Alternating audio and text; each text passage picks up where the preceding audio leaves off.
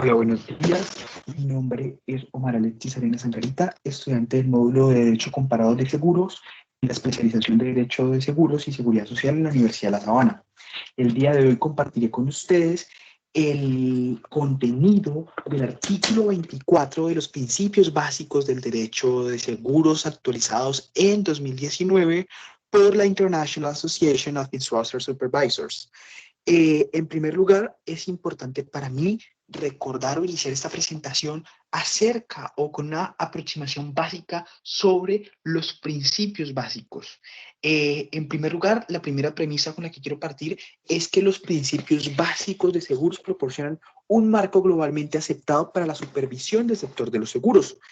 Estos principios, también denominados con su sigla PBS en español, son el nivel más alto en la jerarquía y prescriben pues elementos esenciales que deben estar presentes en el régimen de la supervisión para promover un sector de seguros financieramente sano, así como para proporcionar un nivel adecuado de protección a los asegurados.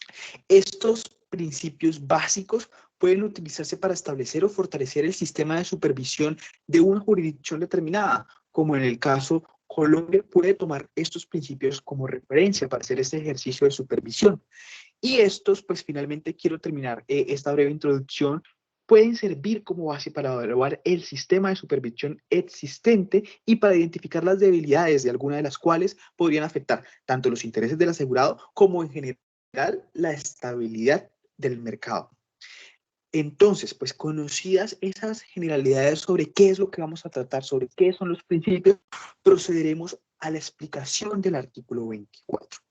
El artículo 24 consagra o contiene el principio denominado la vigilancia macroprudencial y la supervisión de seguros. Entonces, se preguntarán ustedes, ¿en qué consiste esto? ¿Qué es eso de vigilancia macroprudencial? Para ello, vamos a responder una serie de interrogantes.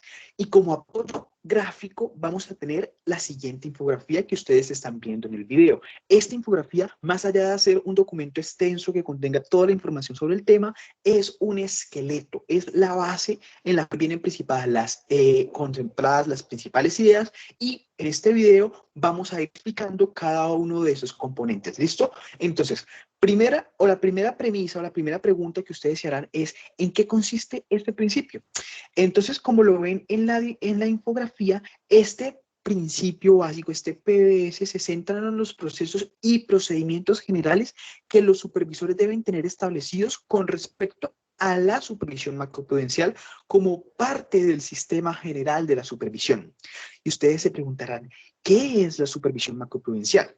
Entonces, el mismo artículo nos trae una breve aproximación a qué es la supervisión macroprudencial. La supervisión macroprudencial consiste en la recopilación de datos, análisis de mercado y tendencias, evaluación de riesgos sistemáticos, respuestas de supervisión y la transparencia. Esta supervisión macroprudencial identifica cuándo es necesario la actuación de este supervisor y aborda tanto las vulnerabilidades de las aseguradoras individuales y del sector de seguros a las perturbaciones, como las acumulaciones de riesgo sistemático a nivel de aseguradoras individualmente consideradas o del sector en su conjunto. ¿Listo? Entonces, ya teniendo en cuenta estas consideraciones, nos preguntamos ¿cuáles son las implicaciones de esta vigilancia macroprudencial? Entonces, dos son las implicaciones principales de esta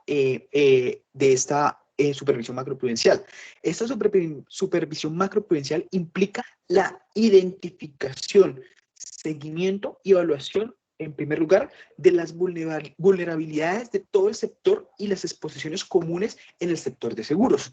Y en segundo lugar, implica pues la identificación, seguimiento y evaluación del riesgo de amplificación y transmisión de perturbaciones al sistema financiero y a la economía real. Esto principalmente provocado por dos cosas: por el tamaño, la complejidad, la falta de sustentabilidad o la interconexión de una aseguradora en dificultades o en quiebra. Y en segundo lugar, este riesgo de amplificación y transmisión puede también darse por acciones colectivas o angustia también denominadas, de un número suficientemente grande de aseguradoras que realizan actividades similares y que por lo tanto están expuestas a riesgos comunes.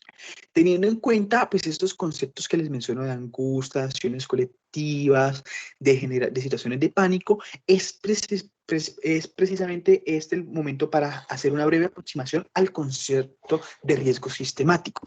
Este concepto de riesgo sistemático puede definirse como el riesgo de interrupción de los servicios financieros causados por un deterioro de la totalidad o parte del sistema financiero y que tiene el potencial de tener graves consecuencias negativas para la economía real.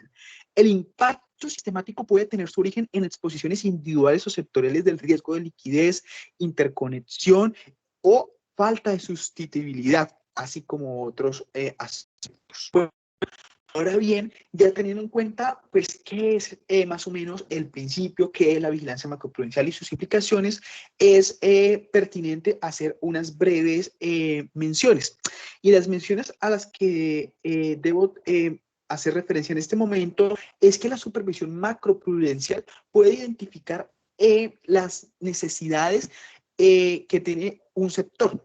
En la supervisión macroprudencial, el supervisor, a su vez, debe tener en cuenta los riesgos materiales que las entidades y actividades legales ejercen sobre las distintas actividades aseguradoras. También deben tenerse en cuenta los grupos de seguros y finalmente en este ejercicio de supervisión debe tenerse en cuenta el sistema financiero en general.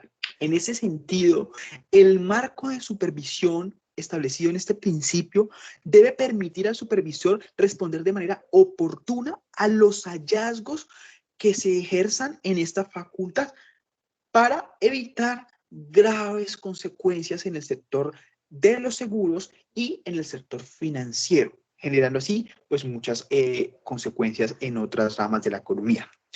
Teniendo en cuenta estas generalidades, como lo acabamos de ver, el concepto, las implicaciones y qué debe tenerse en cuenta en un análisis macroprudencial, procederemos ahora a desarrollar específicamente cada uno de los deberes, llamémoslos así, en un sentido pedagógico, que implica la vigilancia macroprudencial a el supervisor de seguros, porque pues no hay que perder de vista que todo esto o todas estas consideraciones que están consagrados en estos principios básicos están orientados a fortalecer y unificar la actividad de ese supervisor de seguros en una jurisdicción. Vamos entonces a la segunda parte de esta presentación y vamos en esta segunda parte a dar respuesta a este interrogante que ustedes ven en la infografía.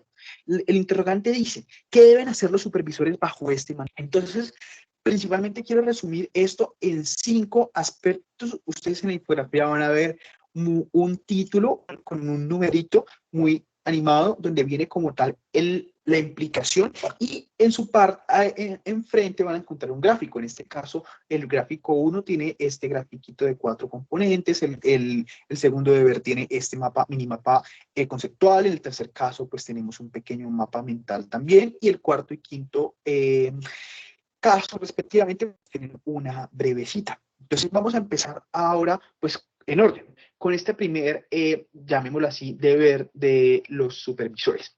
Y el primer que surge es la recuperación de datos con fines macroprudenciales.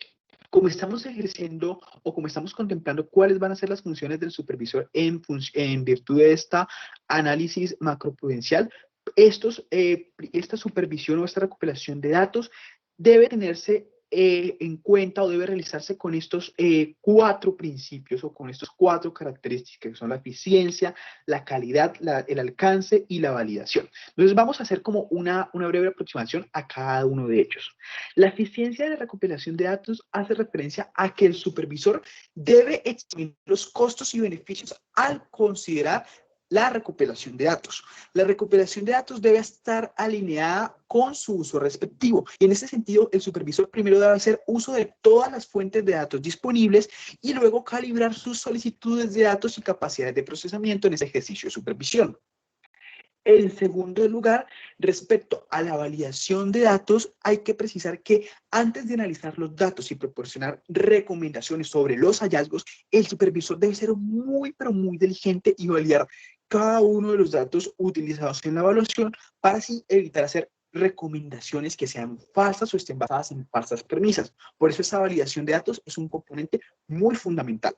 El tercer aspecto de este primer deber es el aseguramiento de la calidad de los datos. Esto implica que el supervisor debe evaluar periódicamente la idoneidad de los datos recopilados y la necesidad de datos para capturar la evolución del mercado y abordar las diferencias, principalmente con el tipo de datos recopilados y la capacidad para procesar datos de manera oportuna y completa. En tercer lugar, respecto al alcance, hay que precisar que para las evaluaciones de todo el sector, la recuperación de datos debe cubrir de manera representativa el mercado o el riesgo respectivo. Es decir, que para tener un análisis concreto, fehaciente y que sea realmente una demostración de lo que está sucediendo en la realidad, el alcance debe estar claramente determinado. Si lo vamos a hacer sobre todo el sistema asegurador o todo el sistema financiero o sobre un respectivo riesgo en específico. Respecto a la coherencia, tengo que precisar que en este caso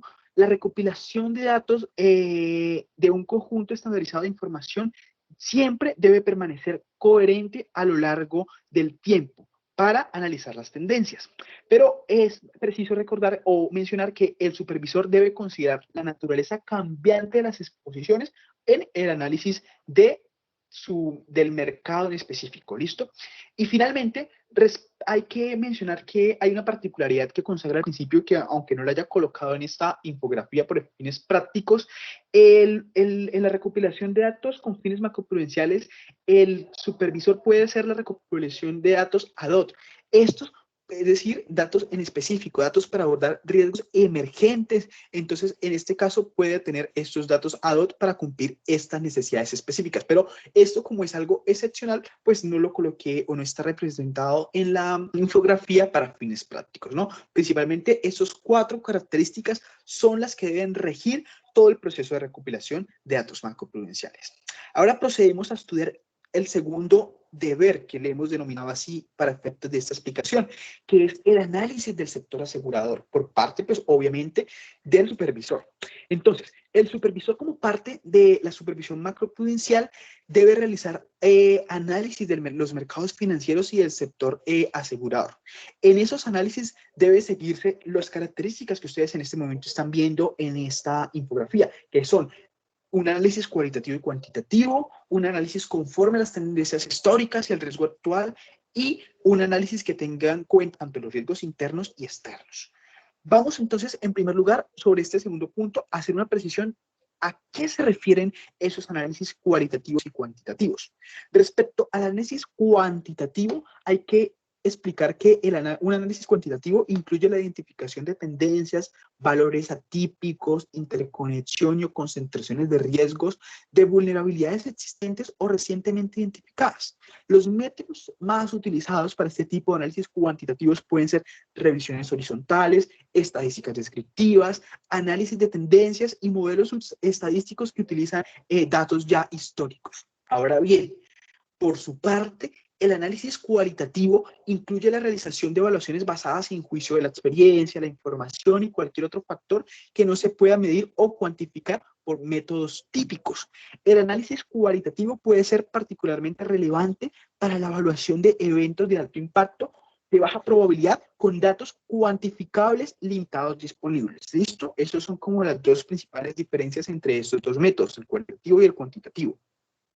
Respecto al análisis de las tendencias históricas, lo único que hay que precisar es que si bien muchos elementos de datos son retrospectivos, el análisis del sector de seguros debe ser prospectivo en la medida de lo posible. En ese sentido, debe tenerse en cuenta esta consideración que me parece muy corta, pero muy trascendental. Y finalmente, respecto a los riesgos internos y externos, pues no hay nada más que decir que el supervisor debe evaluar la exposición de las aseguradoras al riesgo de la liquidez, la interconexión, que es decir, la exposición macroeconómica de las contrapartes de las otras empresas aseguradoras, y pues la falta de sustituibilidad y otros riesgos.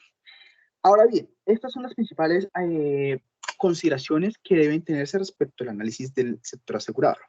Procediendo así, ahora a nuestro tercer deber, que es la evaluación de la importancia sistémica.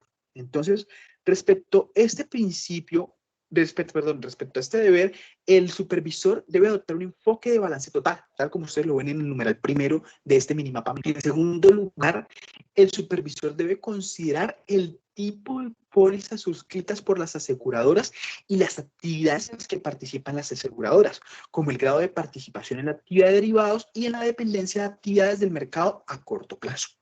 En tercer lugar, como parte de la evaluación sistemática, debe el supervisor considerar los desarrollos emergentes que puedan afectar las exposiciones al riesgo del sector de seguros.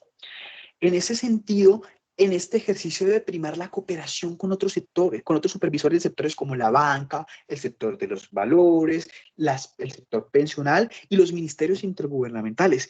Esto para tener muy eficiente el surgimiento o cualquier información que pueda dar indicios al nacimiento de posibles riesgos que puedan afectar el mercado de los seguros. ¿Listo?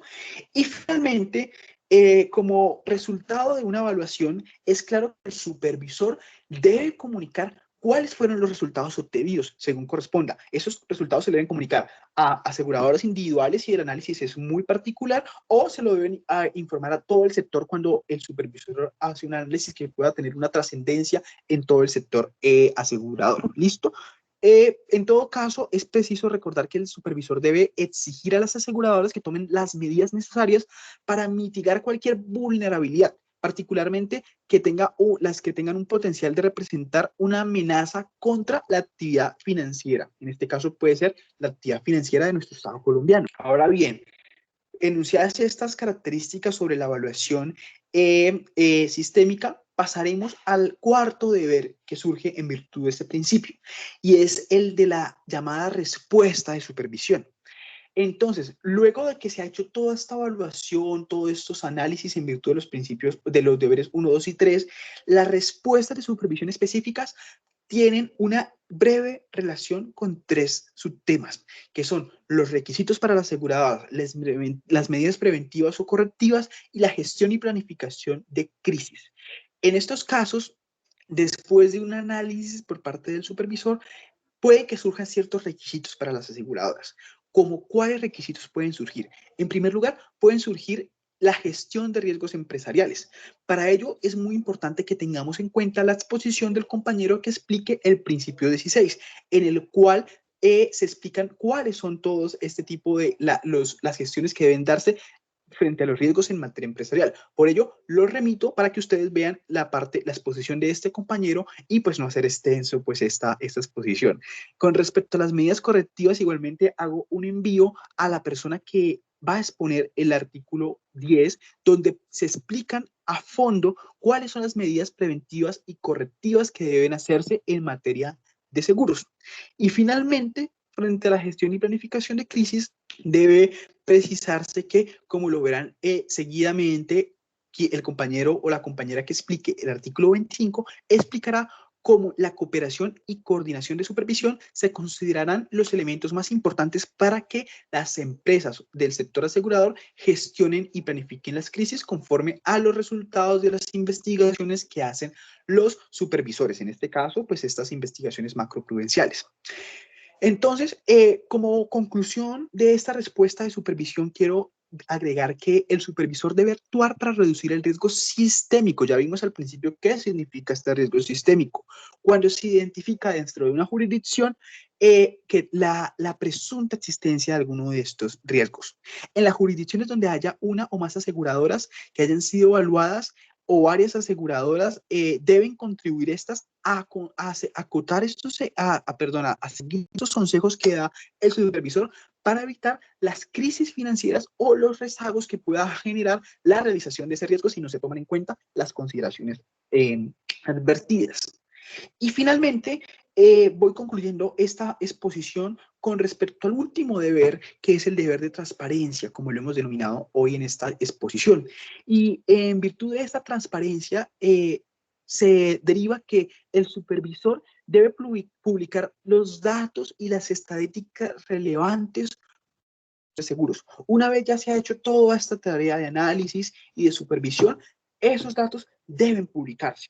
Y la publicación de datos y estadísticas por parte del supervisor puede mejorar la eficiencia del mercado al permitir que los particulares que participan en todo el sistema de mercado tomen decisiones de manera informada. Y al tomar decisiones de manera informada, se reduce el costo público para adquirir información por parte de las aseguradoras a vendedores de este tipo de productos. Además, la publicación de estos datos puede servir como un mecanismo de disciplina del mercado al facilitar las comparaciones de una aseguradora individual con el sector de seguros en su conjunto. ¿Listo? Entonces, ya con esta exposición, espero que les haya quedado un poquito claro el principio. Esta es una breve aproximación. Obviamente, este es un tema complejo, pero que por medio de esta exposición y de este recurso infográfico, espero que hayan tenido claro la importancia de este principio y ver cómo, yo siento que lo más importante en este caso es ver cómo estos principios constituyen una base para lograr la uniformización en todo este tema del proceso de seguros. Y en este caso, para los supervisores en cada una de las jurisdicciones, estos principios se constituyen como un elemento fundamental que les ayuda a adecuar la actividad de supervisión conforme a los estándares internacionalmente establecidos. Por eso les agradezco por su atención y espero que esta exposición haya sido de su agrado. Muchas gracias.